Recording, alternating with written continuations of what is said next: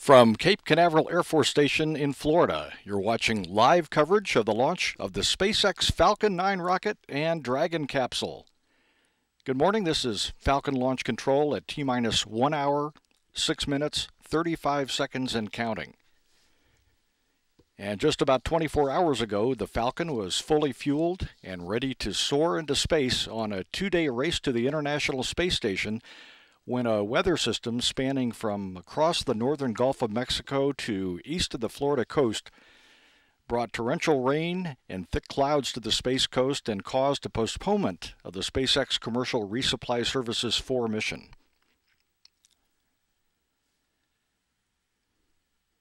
Everyone across the country has regrouped, and the SpaceX Launch Control team here at Cape Canaveral has gathered again to oversee the launch of Falcon and the Dragon capsule. Teams of engineers and flight controllers also are gathered at the SpaceX Mission Control Center in Hawthorne, California. They're overseeing launch preparations as well as the flight once the launch occurs. And the same thing is occurring at Mission Control in Houston at the Johnson Space Center, where Scott Stover, the flight director, is overseeing his Orbit 1 team of flight controllers, awaiting anxiously the launch of the Falcon on its way to the International Space Station. This is the fourth of 12 planned commercial resupply services, or CRS missions, for SpaceX, following 3 previous official resupply missions, the last one in April. Liftoff is targeted for an instantaneous launch window that has been further refined. It's now 1:52 and 3 seconds a.m. Eastern Daylight Time. And at the time of launch, the International Space Station will be flying at an altitude of 262 miles at 51.7 degrees south latitude, 165 degrees east longitude, southwest of New Zealand. Weather today is a marked difference than it was last night. At about this time last night, we were facing 90% no-go criteria. Today, U.S. Air Force 45th Weather Squadron Weather Officer Mike McAleenan has just modified and amended his forecast, giving us only a 10% probability of violation and a 90% chance of favorable weather. The only concern, the cumulus cloud rule. Mike McAleenan will be updating the launch control team here shortly, at 1 hour away from launch, in about 4 minutes, so we'll stand by to find out if there are any updates. This is an important mission for NASA and the space station program because Dragon is carrying more than 5,000 pounds of supplies and payloads, including materials that will support the 255 science and research investigations that will occur during expeditions 41 and 42. Dragon has 3 powered cargo payloads in its pressurized section and 2 in its unpressurized trunk. There's a very diverse set of science payloads aboard Dragon. Some will enable model organism research using rodents, fruit flies, and plants. A special science payload is the ISS Rapid Scatterometer to monitor ocean surface wind speed and direction. Several new technology demonstrations aboard will enable bone density studies, test how a small satellite moves and positions itself in space using new thruster technology, and use the first 3D printer in space for additive manufacturing. The mission will also deliver IMAX cameras for filming during 4 increments and replacement batteries for the spacesuits. With a launch on time today, the Dragon capsule should arrive at the International Space Station Tuesday at 7:04 a.m. Eastern Time. The launch team is not working any significant technical issues at this time, and once again we'll be standing by for a weather briefing in about 2.5 minutes from Launch Weather Officer Mike McAleenan. At T-minus 1 hour, 2 minutes, 20 seconds and counting, this is Falcon Launch Control.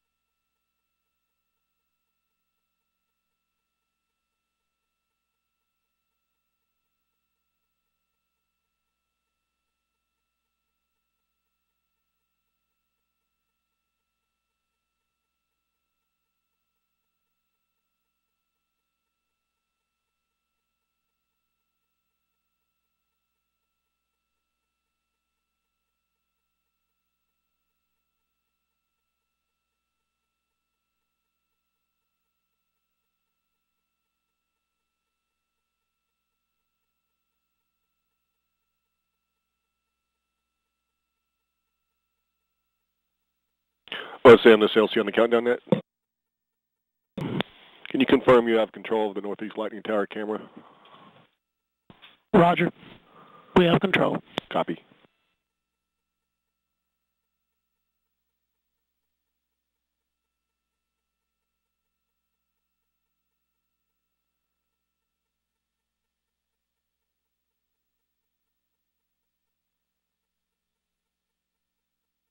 This is Falcon Launch Control at T-minus 1 hour, 30 seconds and counting. The countdown has proceeded well to this point. Managers are preparing now to hear a weather briefing from U.S. Air Force 45th Weather Squadron Officer Mike McAleenan.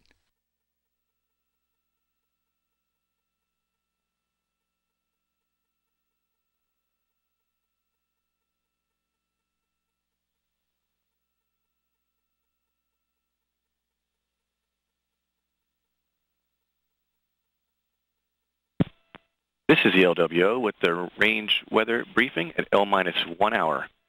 Looking at the enhanced infrared satellite picture, you can see the Florida Peninsula is virtually free of any low-level clouds. We see some jet stream clouds moving from basically Tampa to Daytona. None of these clouds are a concern for liftoff. Zooming in a little closer, you can see these clouds are really drying rapidly across the center part of the peninsula, and using the tool to show the direction of travel for the upper level clouds, we are clear of all clouds moving into the launch area. Looking at the radar picture, you can see there is some clouds off to our north and east, and that is association with a low that has developed offshore. Those clouds continue to rotate around this elongated low and are making most of its progress towards the north and east. Do have a little bit of a line of cumulus clouds that are about 15 miles to the north of the launch complex at this time. These are very low top clouds and are a very low threat for any launch commit criteria violation. Looking at the upper level winds, we're seeing good consistency in the last 3 balloons with fairly light winds over the pad through 20,000 feet of less than 20 knots. Maximum winds are about 40,000 feet at about 48 knots out of the west-southwest. So needless to say, we are go on all launch weather commit criteria and expect to remain so for the remainder of the window. Current forecast, it calls for just a scattered level clouds at 3,000 feet and some of that cirrus at 20,000 feet. A good visibility, winds will stay out of the northwest at 8 to peak 12, temperature 73, and only a 10% chance of a violation for the next hour. That is a cumulus rule. But again, it looks like that line is very low topped and not a big threat. That's all I have, pending your questions. LWO, there was a view earlier that showed kind of depicted some blue over the Cape. It wasn't shown during this 1 hour brief, but it's come on periodically. It sounds like that's also maybe just a high sensitivity setting. Yeah, exactly, sir. This one, okay, yeah, this is the Melbourne radar, and it is not reflecting clouds. It is clear air at some anomalous propagation. Copy. LD, no questions. Thank you. Yeah, thank you.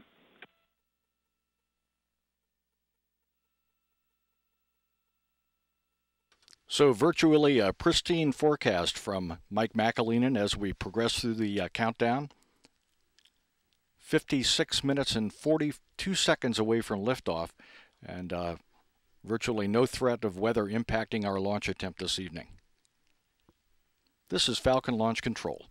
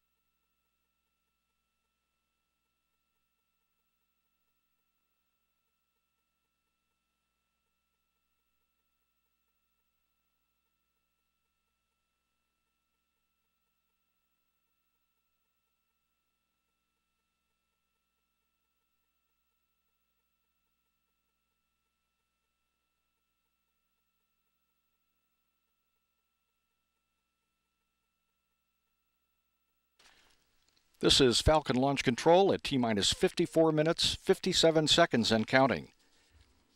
Falcon 9 and Dragon have both been powered up, their systems activated, the computers are turned on. The fueling process has gone well. RP-1 propellant, which is a rocket-grade kerosene, and liquid oxygen, both have been fed into the 2 stages of the Falcon 9 rocket.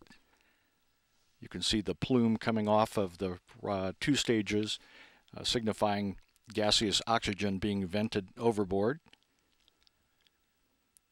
The Falcon 9 topped with Dragon is 207.8 feet tall and 12 feet in diameter. And the 9 first-stage Merlin engines generate 1.3 million pounds of thrust at liftoff, rising to nearly 1.5 million pounds of thrust as the Falcon 9 climbs through the atmosphere. Dragon is 14.4 feet tall and also 12 feet in diameter. The trunk is 9.2 feet tall, and with the solar arrays fully extended in orbit, it measures 54 feet wide.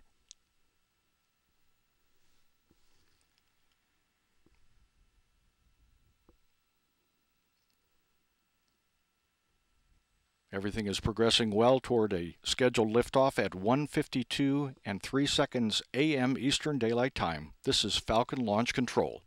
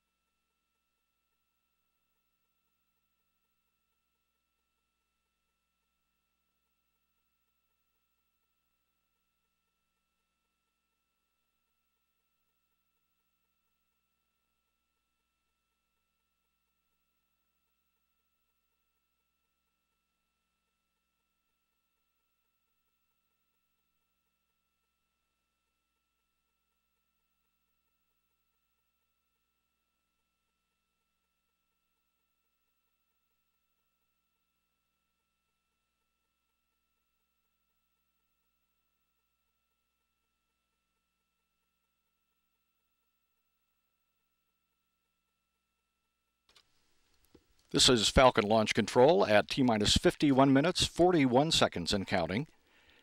Dragon is filled with more than 5,000 pounds of supplies and payloads, including materials that are going to support the 255 science and research investigations for both Expeditions 41 and 42 aboard the space station. Dragon has 3 powered cargo payloads in its pressurized section and 2 in the unpressurized trunk. For the very first time, Dragon is carrying live animals, 20 rodents riding up in the NASA Rodent Research Facility developed by scientists and engineers at NASA's Ames Research Center. The rodent research system enables researchers to study the long-term effects of microgravity on their physiology. Other science payloads include the ISS Rapid Scatterometer,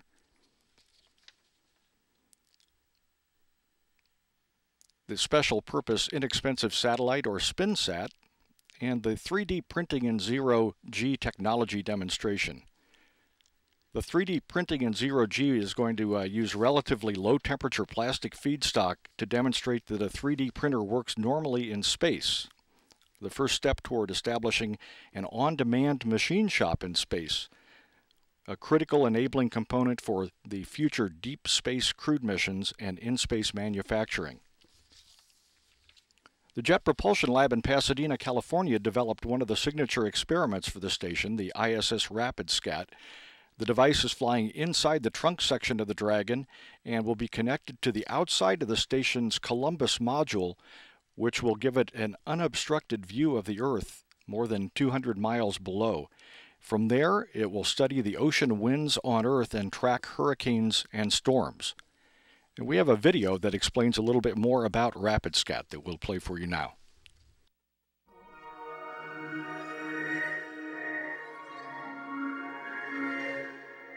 Seeing things like a hurricane develop in its earliest phases, getting a much better idea of its strength than we can from flying 1 or 2 planes through it, we can map the entire surface effect of a tropical storm in one pass.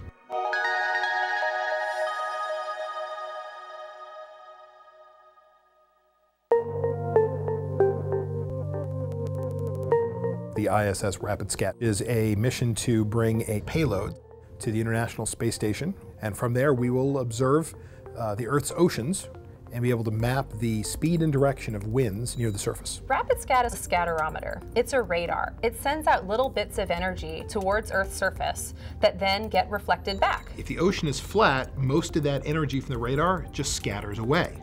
The stronger the wind, the rougher the surface will be, the more energy will be returned to the radar, and then we can convert that energy into a measurement of the wind. And that'll help us do things like track and predict severe storms, and also learn about the ocean-atmospheric interface. Especially over the tropical regions, which are of great interest to the United States, because most of the tropical hurricanes that hit the United States come from those regions.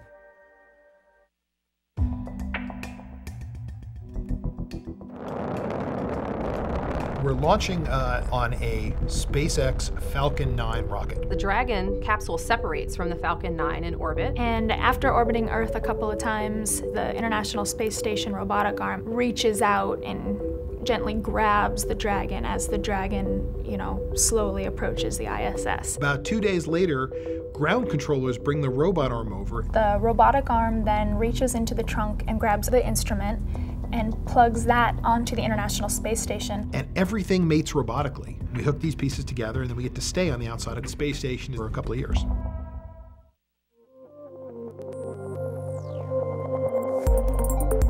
The space station came and asked what relatively inexpensive payloads we could put up on the space station.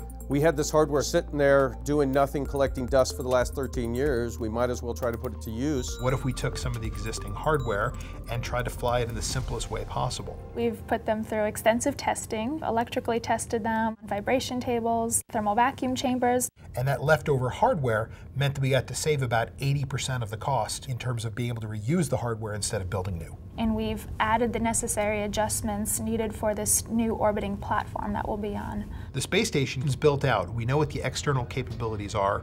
We know we can put science instruments in different places. We're taking something with a very small team, a very small budget, and a very short schedule, and turning it into something with very real science value. The global coverage of the Earth is probably right now one of the greatest priorities that people should have in mind when they think about the importance of the space program. The Earth is a very dynamic, very complex system. And because of the role that winds play, it's a fundamental part of that whole story.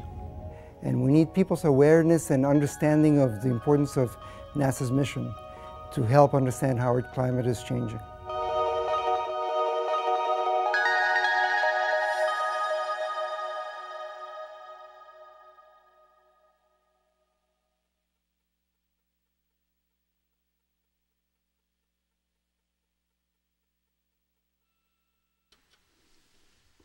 We're 46 minutes away from the scheduled liftoff of Falcon 9 with Dragon. One of the important milestones upcoming in the countdown at T-minus 27 minutes. Dragon will go to internal power. Final launch preparations will begin at T-minus 20 minutes. And a readiness poll will be conducted about 13 minutes away from launch.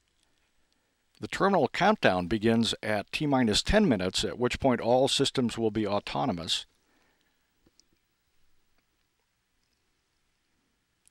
At T-minus 2 minutes and 30 seconds after polling Mission Control in Houston and the launch team at the SpaceX Mission Control in Hawthorne, California, the SpaceX launch director will give a final go for launch. About a minute before launch, the flight computer will be activated. 55 seconds before liftoff, the pad's water deluge system will be activated. 3 seconds before liftoff, the 9 Merlin engines of the first stage will be commanded to ignite, and if all goes well, T0 will occur at 1:52 and 3 seconds a.m. Eastern Daylight Time. Again, everything is proceeding well. There are no major technical issues. Weather is 90% go. Not expected to be an impact this morning. This is Falcon Launch Control.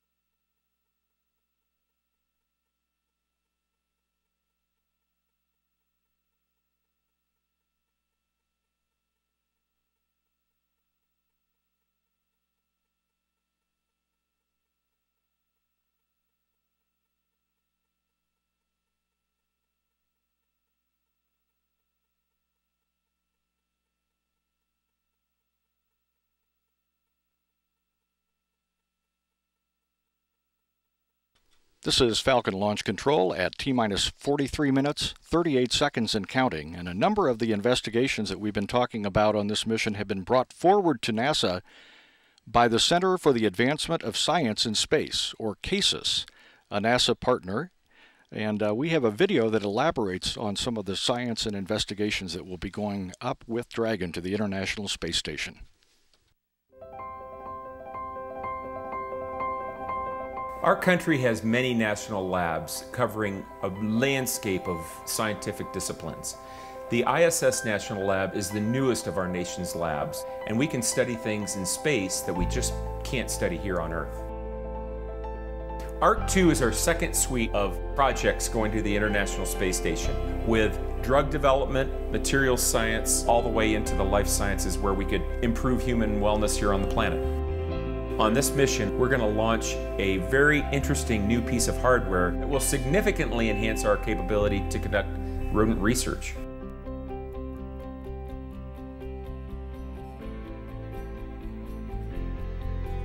Now that the space station is complete, we can move into the utilization phase.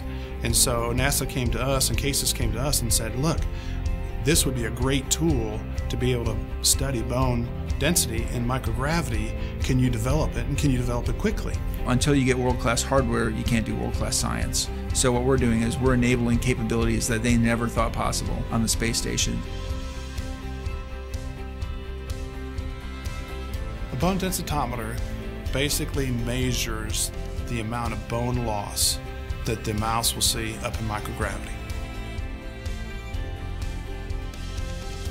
So if the goal and objective is to try to cure osteoporosis, think about it. If we have accelerated bone loss in space, and we have a control group of animals and a group that we implant with a drug, and we compare the two, we can see, is this drug effective at reducing or eliminating osteoporosis in the bones?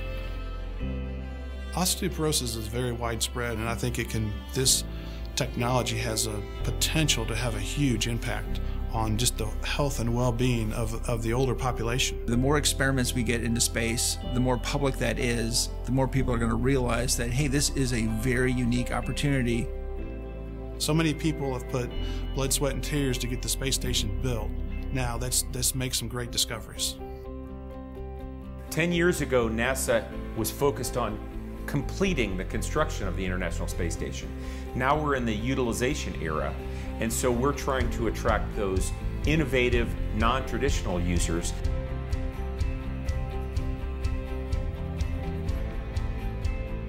Cobra has a long history of developing new technologies and being some real game-changing moments. From the very first baffler product in 1975 to putting graphite shafts in metals. We have to come to market with the right product. We cannot come to the market with something which is inferior. It has to be bigger and better and stronger than the previous model that we have. And this is just the next chapter. Cobra Golf R&D is working with CASIS to put an experiment on board the International Space Station that's going to investigate plating characteristics on metals to determine if we truly can make a better product. I would say almost anything that is made, anything where you'd like to be able to make a much more complex structure that you can't make here on Earth, huge leaps can be made in that environment. Not only can Cobra Puma Golf learn something in microgravity about their golf clubs, but they also can take advantage of our seal, Space is in it. The Space is in it seal is a logo created by Casis that identifies the value of using this new environment to improve a product line or a service. It's just flat out cool, and people understand that it's super high tech. And if you look at the golf club and can imagine all of the stuff that it's taken to, to get us into space is in that golf club, from a branding standpoint, I can't see a better fit. I really can't. People have always been fascinated with space. It's the unknown. From the very first days of trying to put a man on the moon in the late 60s through to the International Space Station as it is today. This is an exciting period of time right now, where we have the opportunity to join with non-traditional users, not just researchers, but commercial for-profit companies to improve life on Earth and ultimately benefit mankind.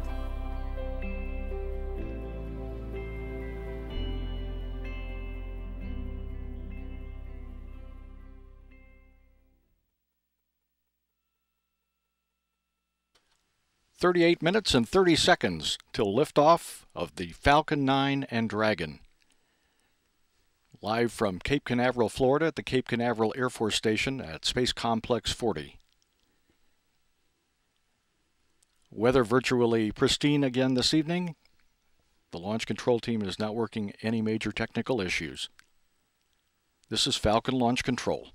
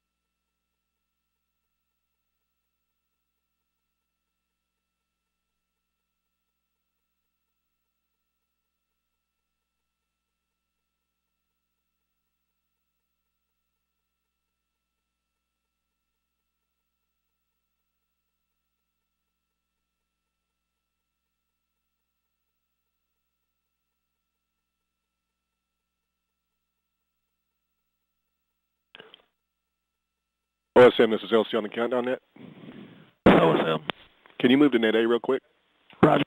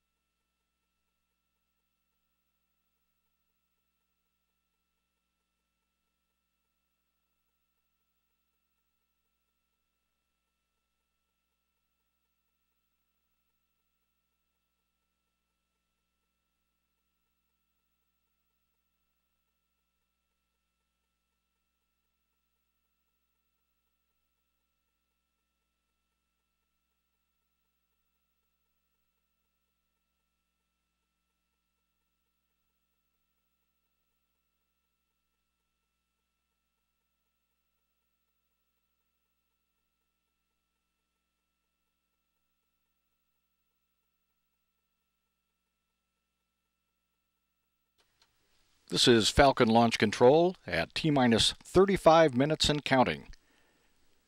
About 10 minutes after launch this morning, Dragon will reach its preliminary orbit. It will then deploy its solar arrays and begin a choreographed series of thruster firings to reach the International Space Station. After a 2-day trip, Expedition 41 flight engineer and European Space Agency astronaut Alexander Gerst, with assistance from NASA astronaut and flight engineer Reed Wiseman, will be using the International Space Station's 57.7-foot robotic arm to reach out and capture Dragon as they operate from the space station's cupola. Grapple is planned for Tuesday, September 23rd at 7:04 a.m. Eastern Time. And about 2 hours later, ground commands will be sent from Mission Control in Houston for the station arm to install Dragon on the bottom side of the station's Harmony module for its stay at the station. By the next day, the crew will pressurize the vestibule between the station and Dragon and will open the hatch that leads to the forward bulkhead of Dragon.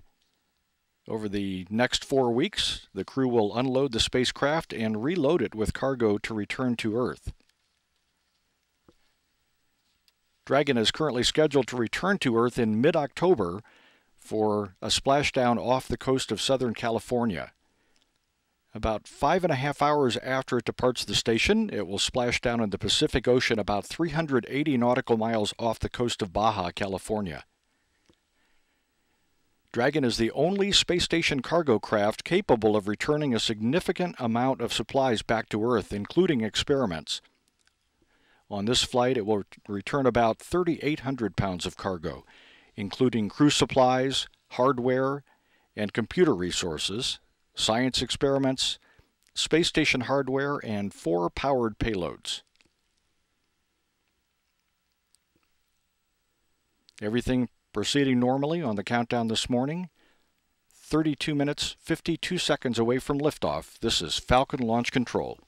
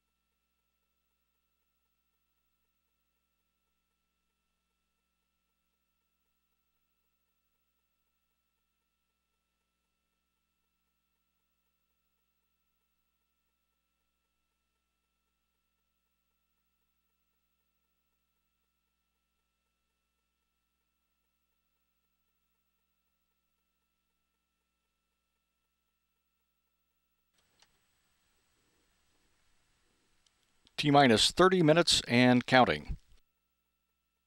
Everything proceeding normally for the liftoff of Falcon 9 and Dragon at 1:52 a.m.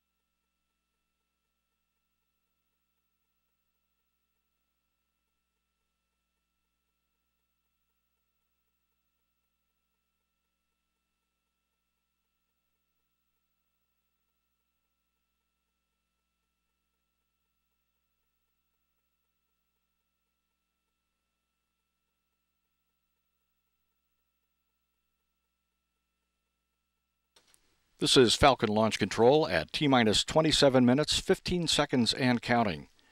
Standing by for Dragon to go to internal power 27 minutes before liftoff.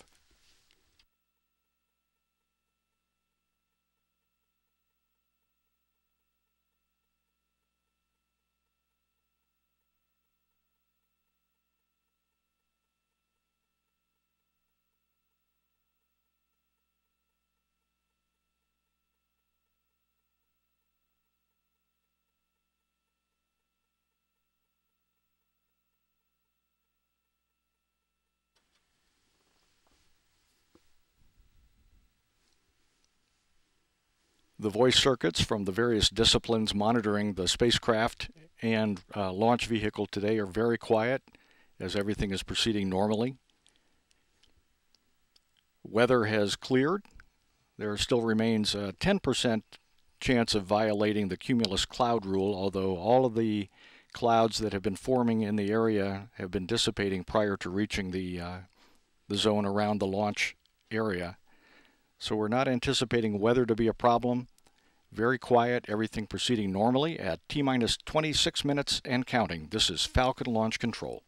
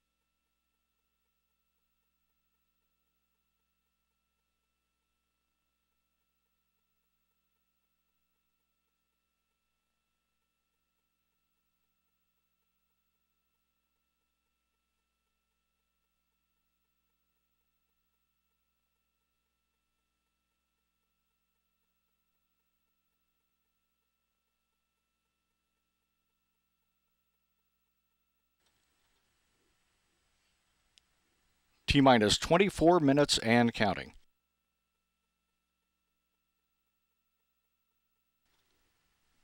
The launch control team will begin final launch preparations 20 minutes before liftoff.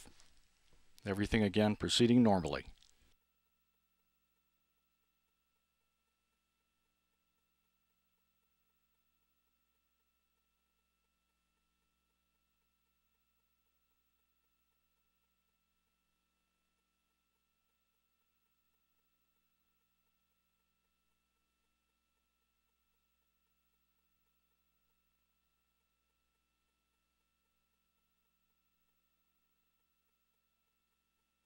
Okay, see you on countdown 1.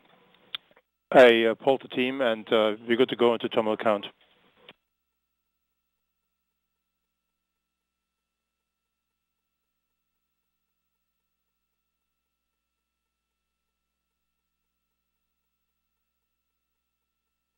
SpaceX Chief Engineer Hans Koenigsmann informing the team that he has polled the team of flight controllers and they're ready to go into the terminal count. T-minus 22 minutes and 44 seconds and counting.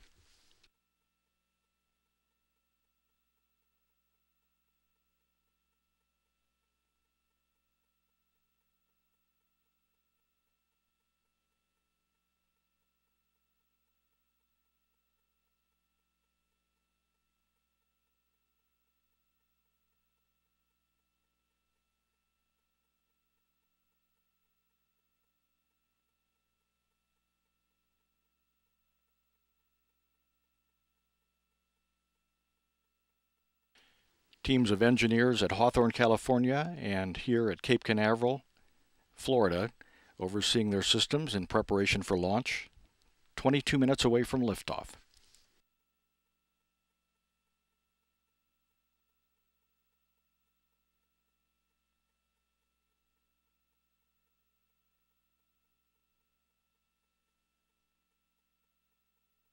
Scott Stover's team of flight controllers at Mission Control in Houston, awaiting liftoff and the beginning of the journey of Dragon toward the International Space Station.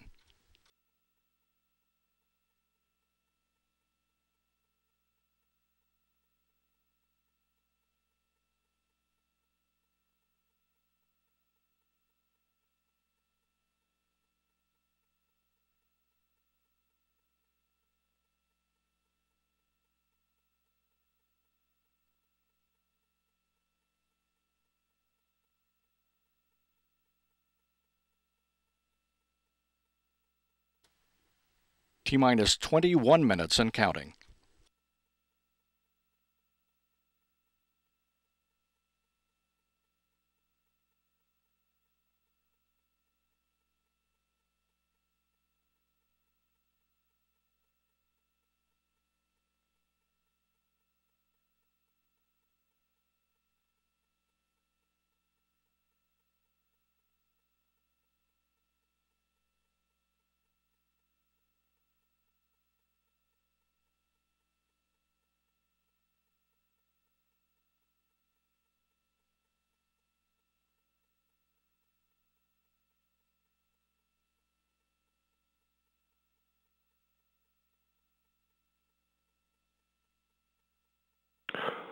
OSM, can you verify the flight hazard area roadblocks have been established? They have been established. CE, can you set the warnings phase to terminal count? Setting to terminal count.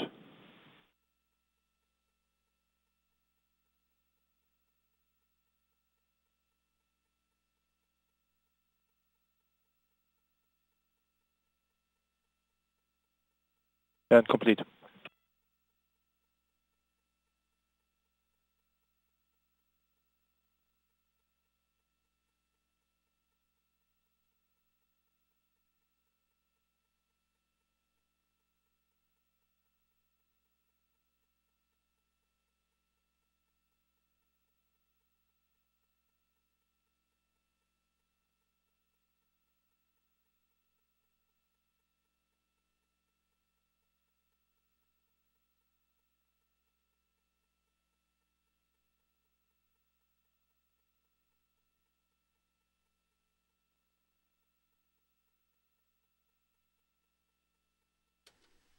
T-minus 19 minutes and counting, and all systems remain go.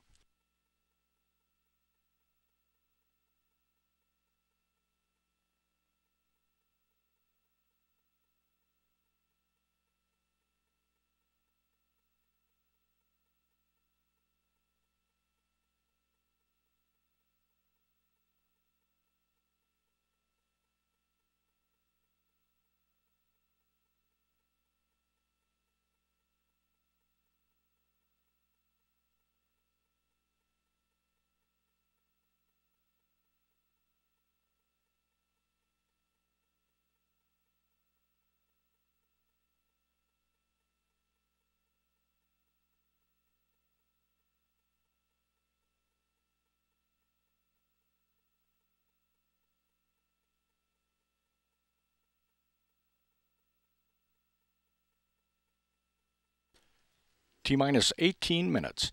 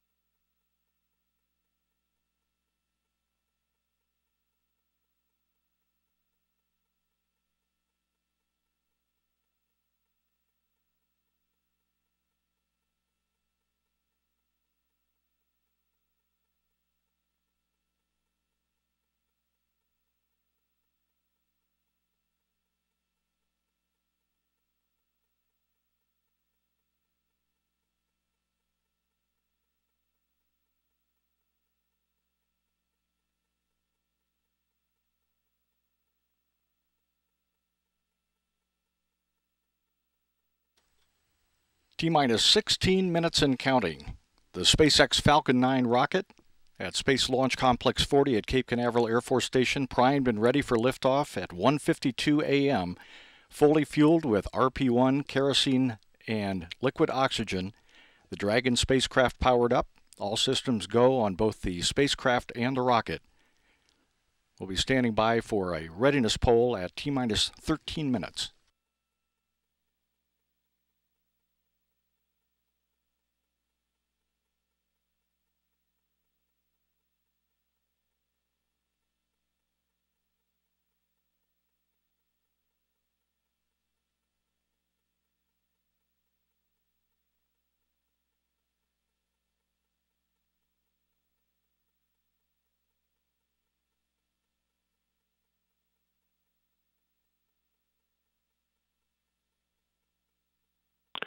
T-minus 15 minutes. All personnel stand by for the final poll at T-minus 13 minutes.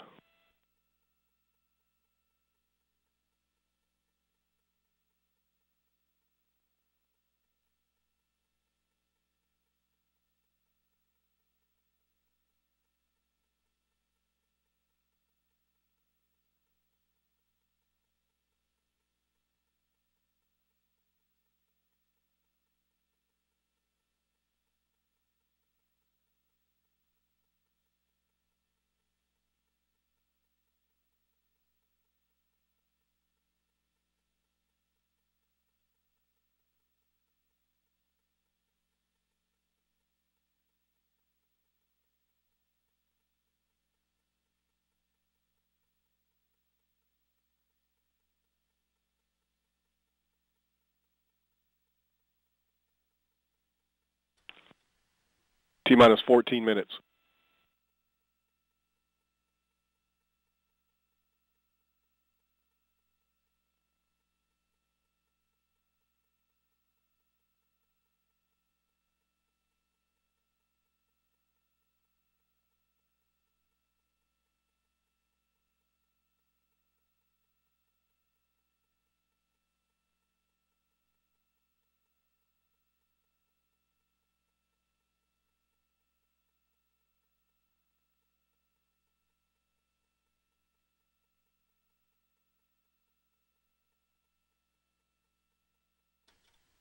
T-minus 13 minutes, 19 seconds and counting, and standing by for a final readiness poll from SpaceX Launch Director Ricky Lim, statusing all the controllers on their go, no-go for launch.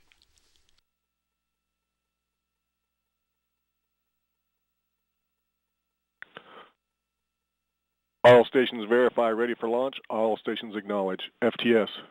FTS go. Prop. Prop go. AVI. AVI go. GNC. GNC go. Ground. Ground go. Vehicle controller. VC go. Ground controller. GC go. Range coordinator. Range coordinator go. OSM. OSM go. ROC. ROC go. CE. Go. MD. Dragon MDs go. LD, verify we have a go to initiate terminal count. Initiate terminal count. Copy. Just a reminder that today's plus count callouts will be performed per procedure 3.170.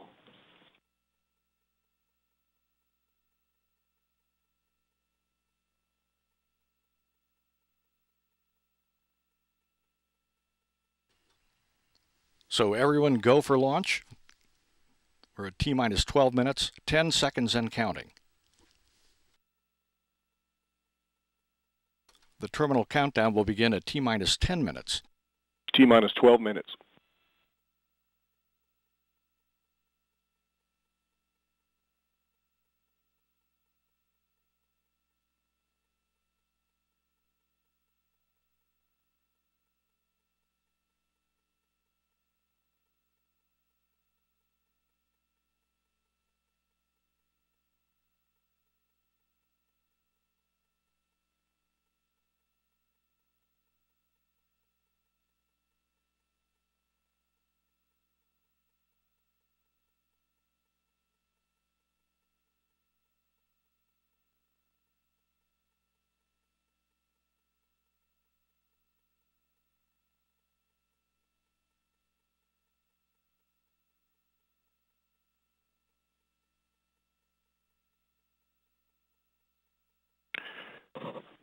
VC and DC, start the terminal count auto sequence set to start at T-minus 10 minutes.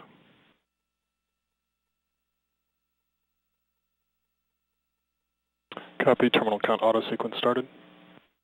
Dragon terminal count auto sequence has started. Copy. If a hold is called from this point forward, the terminal count auto sequence will be aborted. Indicate an abort or hold condition by saying hold, hold, hold on the primary countdown net. In this event, the VC will immediately abort the auto sequence. The VC shall not abort the auto sequence after T-minus 10 seconds, and operators shall not call a hold after T-minus 10 seconds. If a hold is called, all operators proceed to the terminal count abort steps in section 10.64.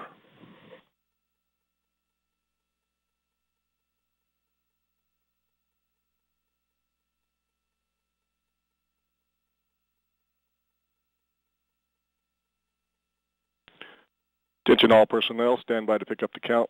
T-minus 10 minutes and counting on my mark. 3, 2, 1, mark. VC, verified idle sequence has started. Terminal count has started. GC, VC, stand by on fire X. Standing by. Standing by. RC, start the tracking camera video recorders. Recorders started. OSM, set launch enable to flight. Flight.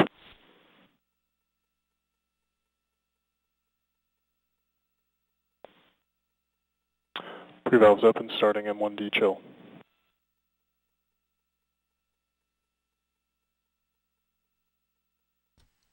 T-minus 9 minutes and 30 seconds, and all continues to go well.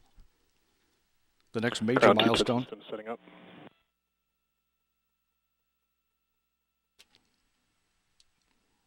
The next major milestone, the flight termination system will go on internal power 3 minutes and 15 seconds away from launch.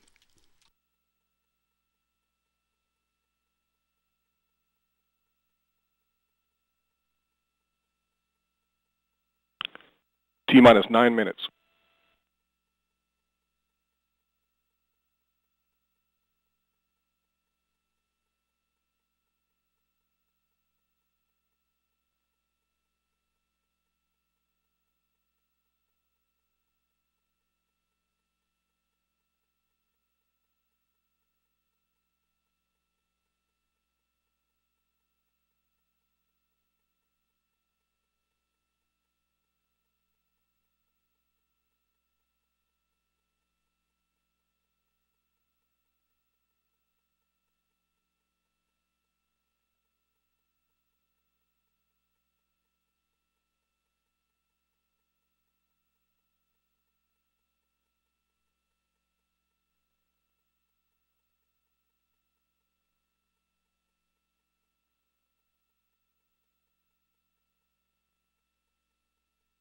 T-minus 8 minutes.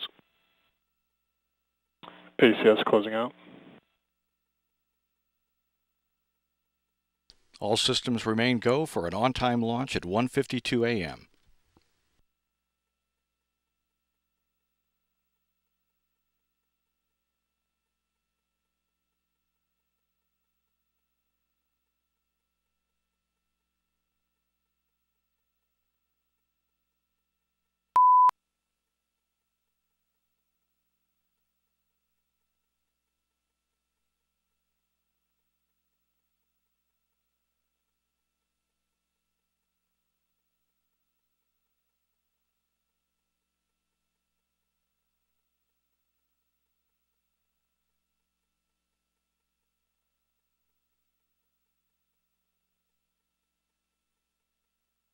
Stage 1 out. T-minus 7 minutes.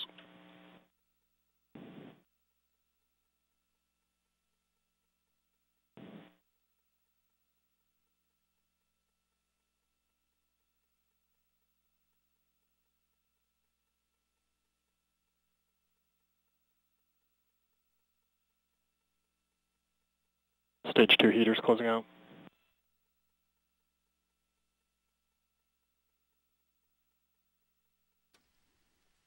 T-minus 6 minutes, 30 seconds. Switching to internal power and ground TVC system setting up.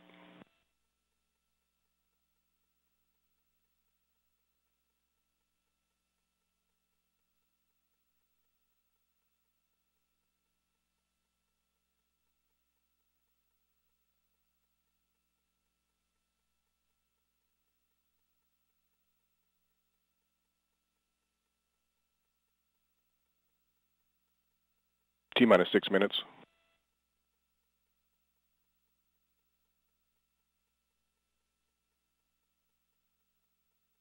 Pressing out tanks for strong back lower. Vehicles on internal power. Both Falcon stages are on internal power, preparing to lower the strong back. T-minus 5 minutes, 33 seconds and counting. Final M1D fuel bleed started.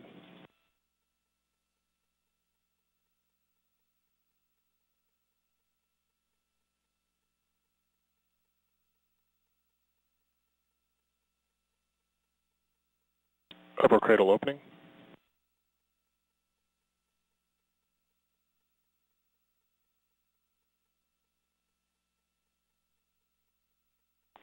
T-minus 5 minutes.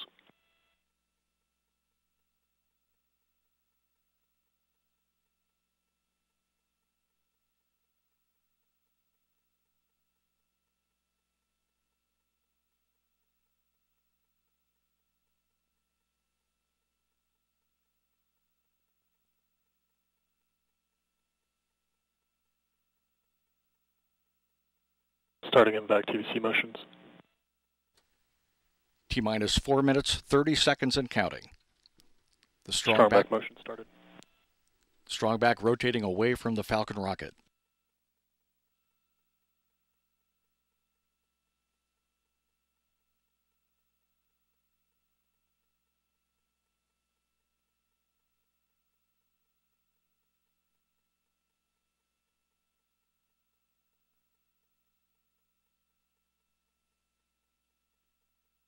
T-minus 4 minutes. Pad and vehicle abort system setting up.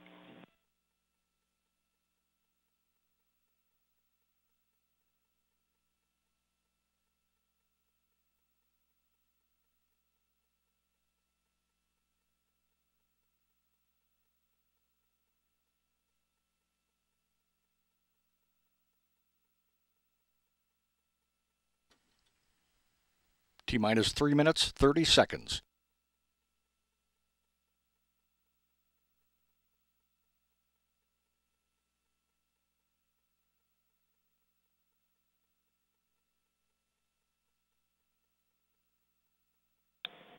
FTS is on internal power. Flight termination system on internal power and preparing to be armed.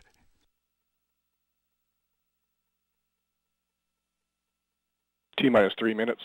FTS is armed. LOX loads closed out. Launch Director Ricky Lim preparing to verify the team is go for launch.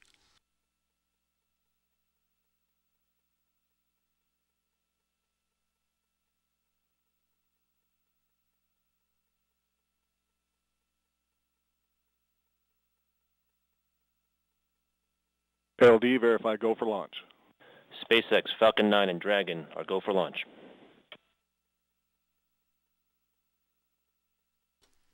T-minus 2 minutes, 20 seconds and counting.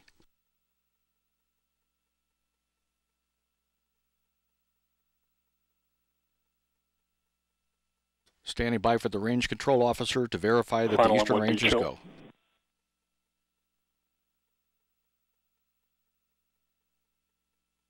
Rock, verify range go. Range green. All systems are go.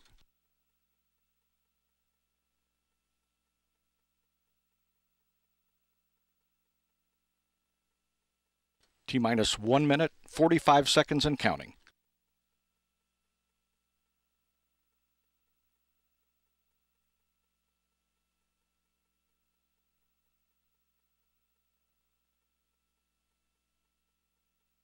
Helium is closing out.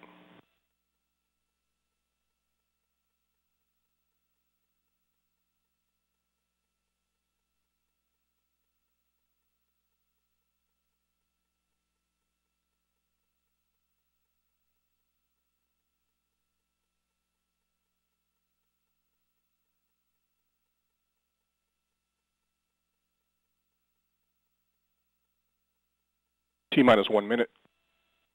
F9's in startup. DC, verify Dragon is in startup. Dragon is in startup. Stage 2 pressing up to flight levels.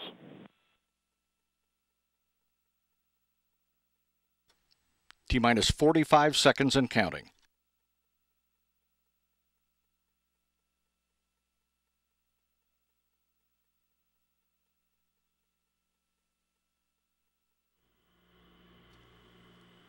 T-minus 30 seconds.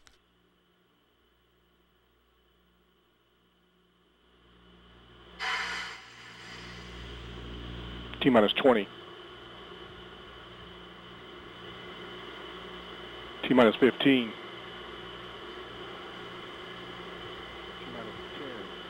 Nine. 9, 8, 7, 6, 5, 4, 3, 2, 1. Engine ignited. And we have liftoff of SpaceX Falcon 9 rocket and Dragon. CRS-4 is underway. A U.S. commercial spacecraft launching from American soil delivers new science and technology to the International Space Station. First stage propulsion performing nominally.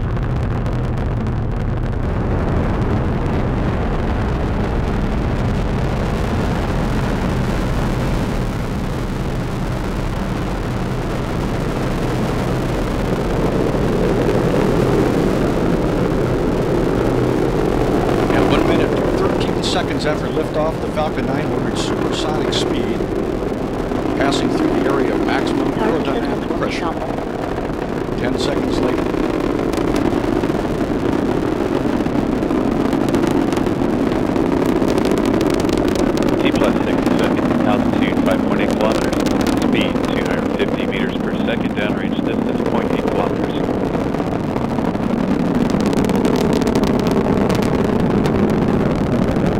Vehicles flying down the nominal.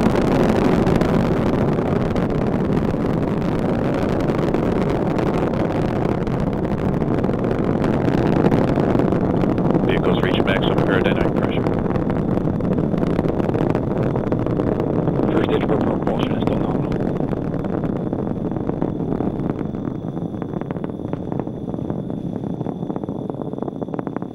Power system still nominal. Telemetry log solid.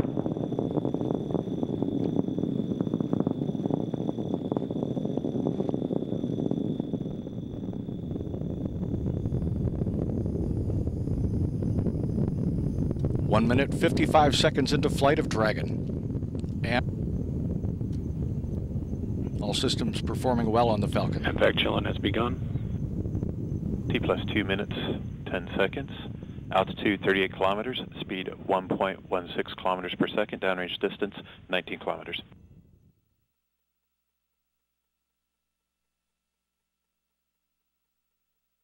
Standing by for first stage cutoff, main engine cutoff, 20 seconds from now.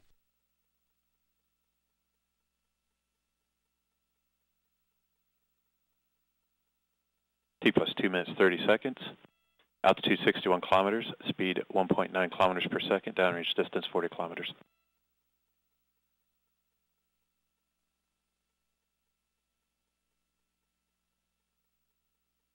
Stage separation confirmed. And we've had main engine cutoff and stage separation. And we have MVAC ignition. The second stage single Merlin vacuum engine has ignited. 3 minutes. Altitude 93 kilometers, speed 2.12 kilometers per second, downrange distance 79 kilometers. This will be about a 7-minute burn, bringing Dragon into low Earth orbit.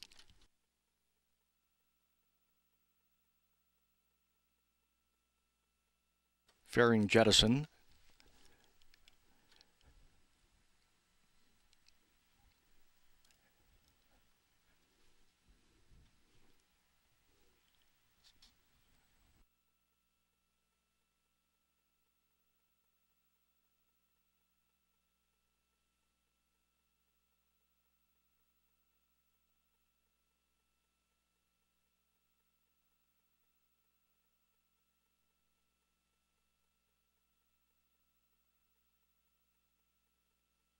Stage 2 propulsion is nominal.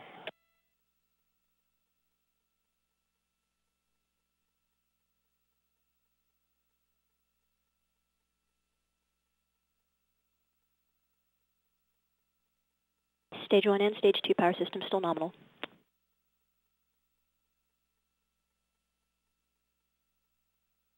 T plus 4 minutes, 25 seconds. Altitude 156 kilometers, speed 2.5 kilometers per second, downrange distance 193 kilometers.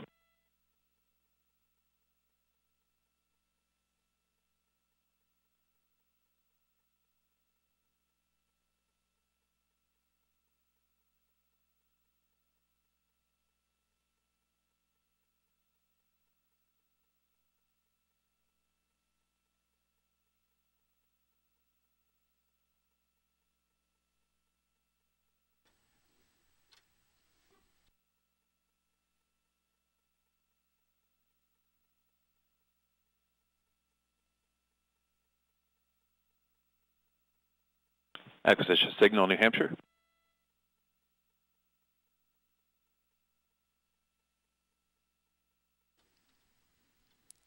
Five minutes, 20 seconds after launch.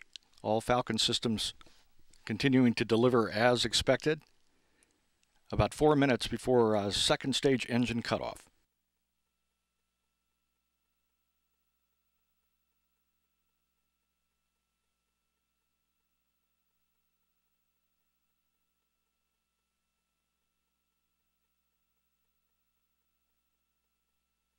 Stage 2 propulsion is still nominal.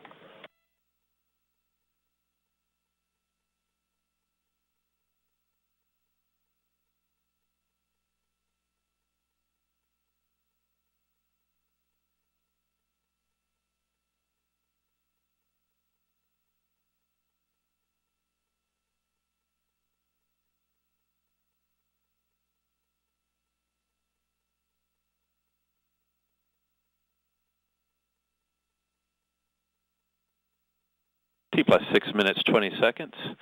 Altitude 202 kilometers. Speed 3.7 kilometers per second. Downrange distance 420 kilometers. Nominal telemetry on both stage 1 and stage 2. 3 minutes remaining in the stage 2 burn.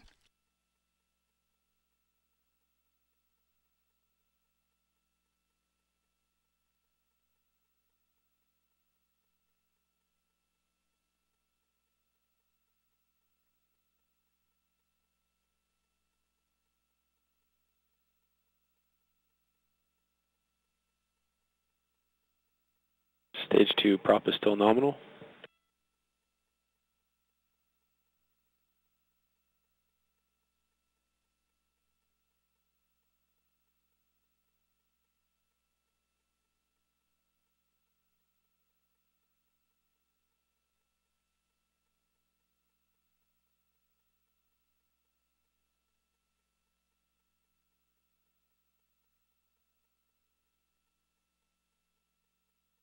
Seven minutes, 30 seconds into flight. T plus 7 minutes 30 seconds. Altitude 210 kilometers. Speed 4.7 kilometers per second. Downrange distance 610 kilometers.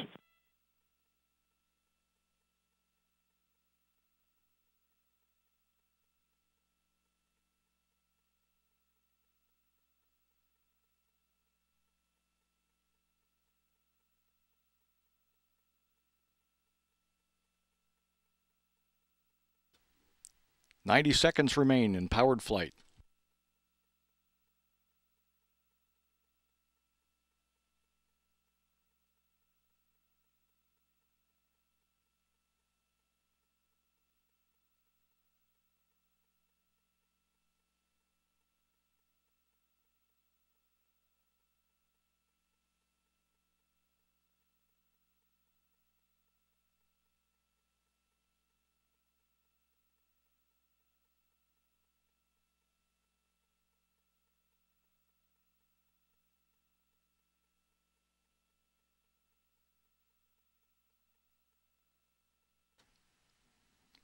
"8 minutes, 45 seconds into the flight of Falcon 9 and Dragon. Standing by for second stage engine cutoff in 34 seconds. FTS has been saved. T plus 9 minutes.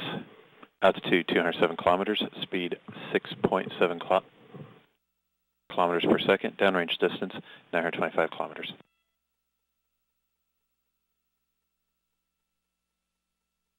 Vehicles and terminal guidance.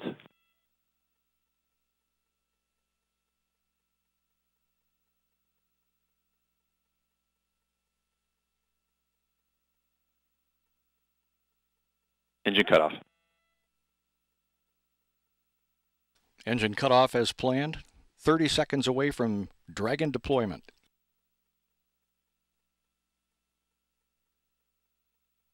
Orbital altitude at insertion 359 by 199 kilometers. Incline 51.644 degrees to the equator. Newfoundland acquisition of signal.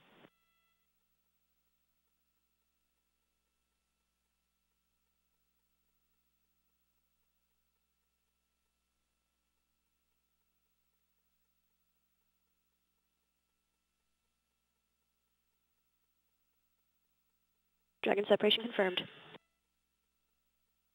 And Dragon is flying free. On its way to the International Space Station.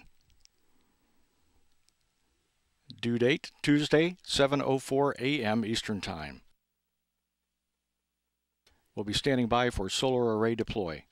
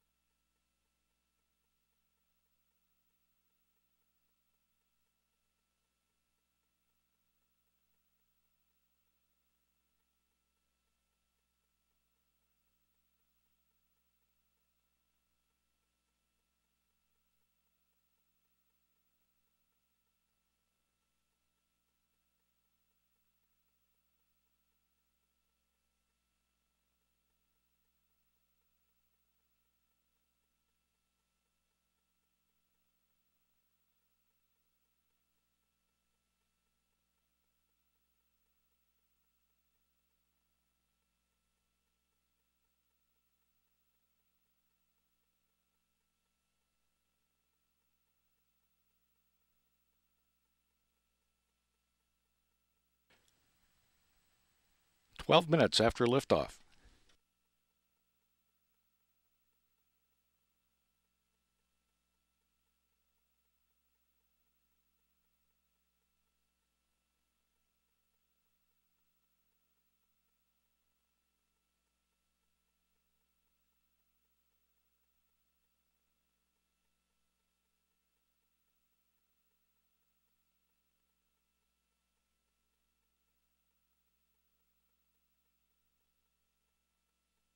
Now we're watching the beginnings of solar array deploy.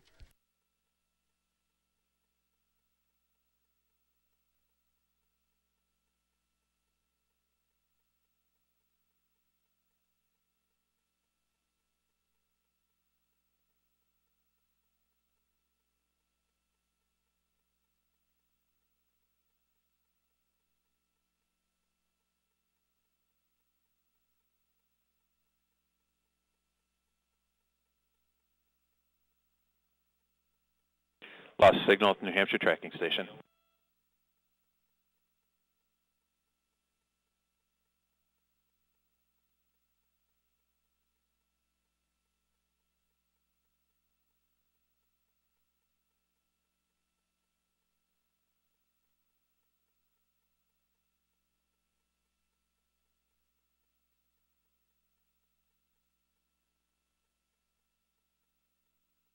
Continuing to receive excellent data from the Newfoundland tracking station on second stage.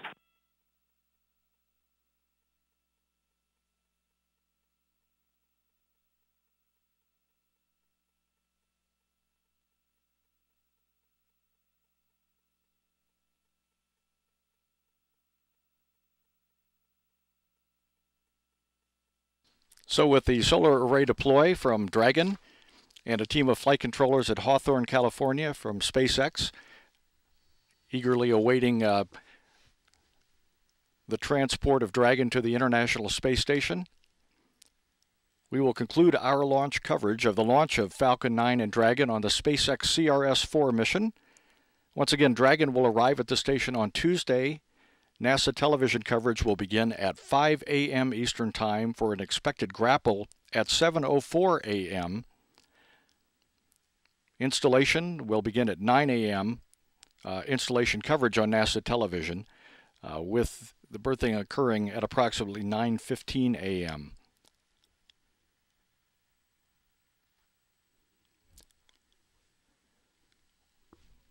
We will be holding the SpaceX CRS-4 post-launch news conference at 3:30 a.m. Eastern Time at the Kennedy Space Center press site and on NASA television. Thank you very much for joining us, and we will leave you with replays of today's successful launch of SpaceX Falcon 9 to begin the CRS-4 mission. This is Falcon Launch Control.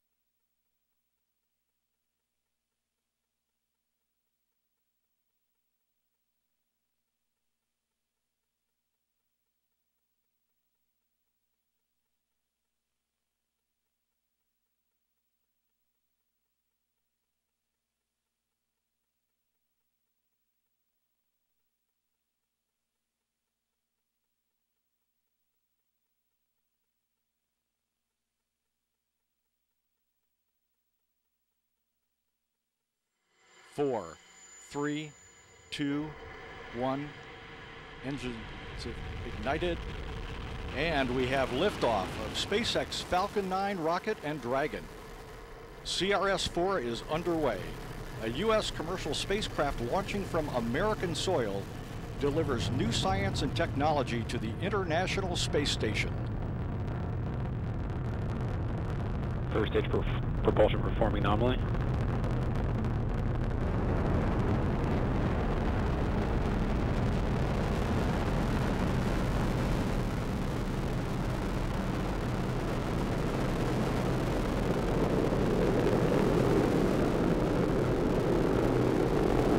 1 minute, 13 seconds after liftoff, the Falcon 9 will reach supersonic speed, passing through the area of maximum aerodynamic pressure. 10 seconds later.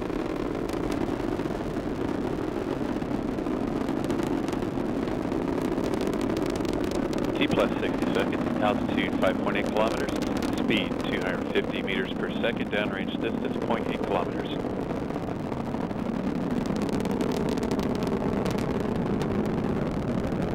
Vehicles flying down the nominal.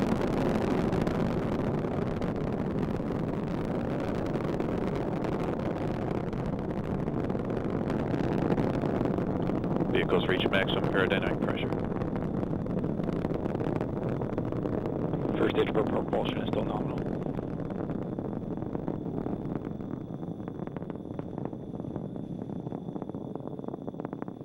Power system still nominal. Telemetry log solid.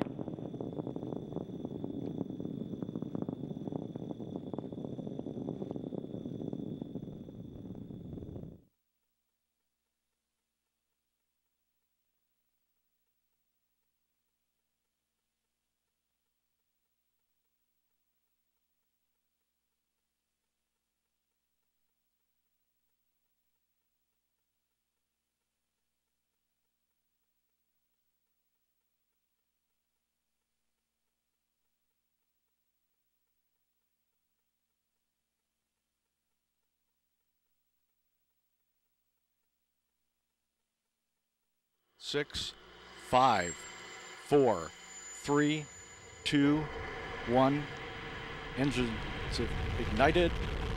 And we have liftoff of SpaceX Falcon 9 rocket and Dragon. CRS-4 is underway. A U.S. commercial spacecraft launching from American soil delivers new science and technology to the International Space Station. First stage propulsion performing nominally.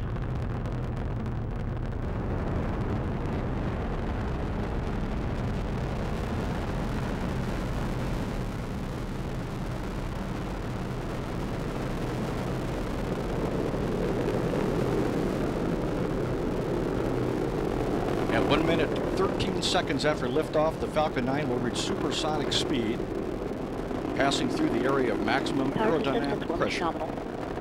10 seconds later.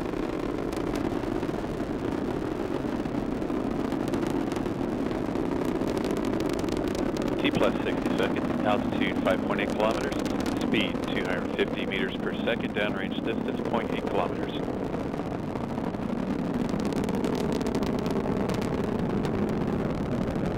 Vehicles flying down the nominal.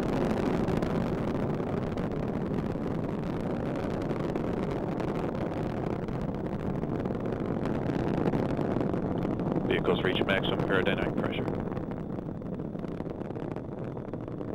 First stage for propulsion is still nominal.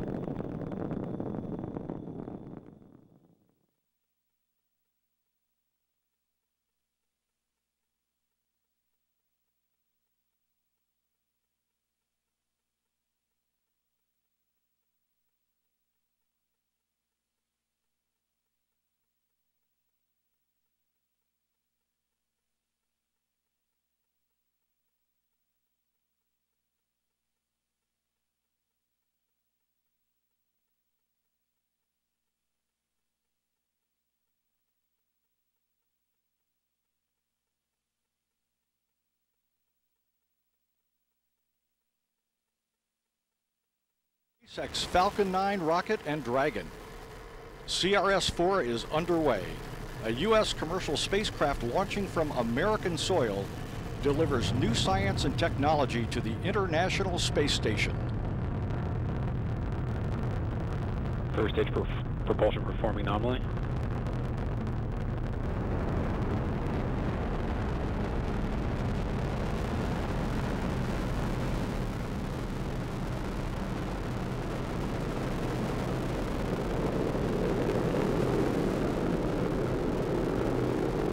At 1 minute, 13 seconds after liftoff, the Falcon 9 will reach supersonic speed, passing through the area of maximum aerodynamic pressure.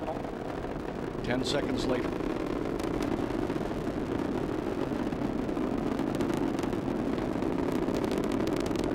T plus 60 seconds, altitude 5.8 kilometers, speed 250 meters per second, downrange distance 0.8 kilometers.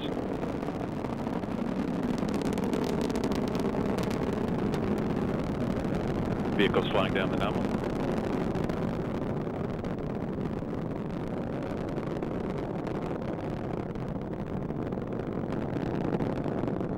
Vehicles reach maximum aerodynamic pressure.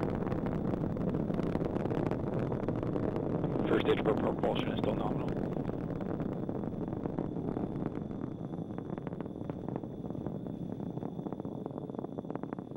Power system still nominal. Telemetry lock solid.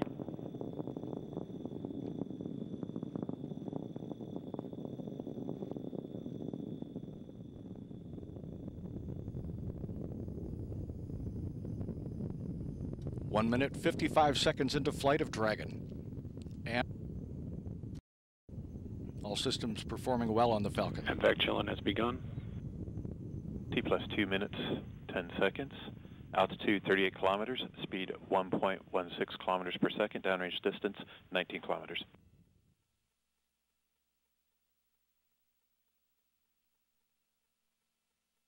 Standing by for first stage cutoff, main engine cutoff, 20 seconds from now.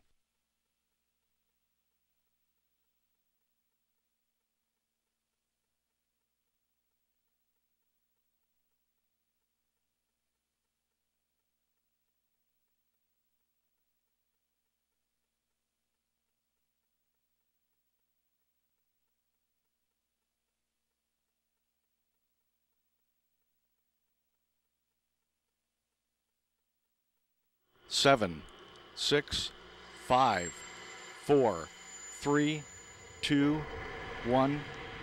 Engines ignited. And we have liftoff of SpaceX Falcon 9 rocket and Dragon. CRS-4 is underway.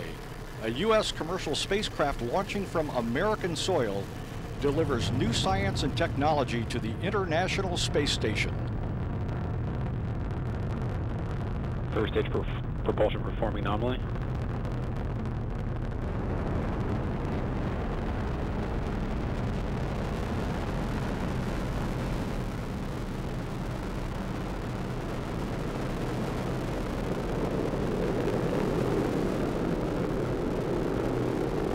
At 1 minute, 13 seconds after liftoff, the Falcon 9 will reach supersonic speed, passing through the area of maximum aerodynamic pressure.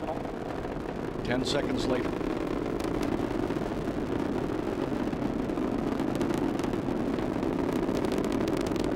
T plus 60 seconds, altitude 5.8 kilometers, speed 250 meters per second, downrange distance 0.8 kilometers.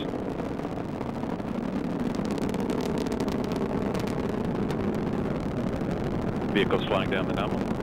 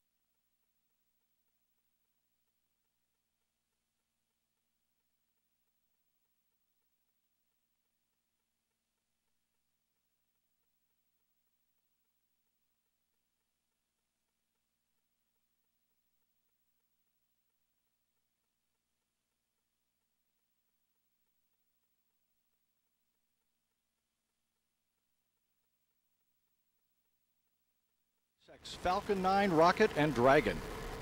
CRS-4 is underway. A U.S. commercial spacecraft launching from American soil delivers new science and technology to the International Space Station. First stage propulsion performing nominally.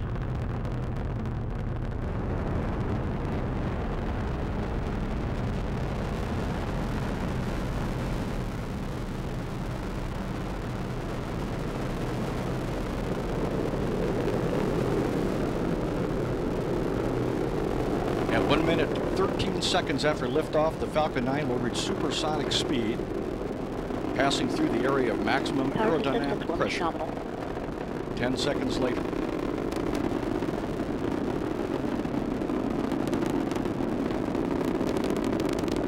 T plus 60 seconds, altitude 5.8 kilometers, speed 250 meters per second, downrange distance 0.8 kilometers.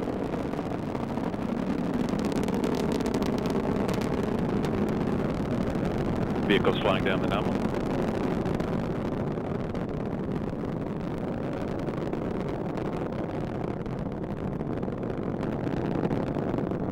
Vehicles reach maximum aerodynamic pressure. First stage for propulsion is still nominal.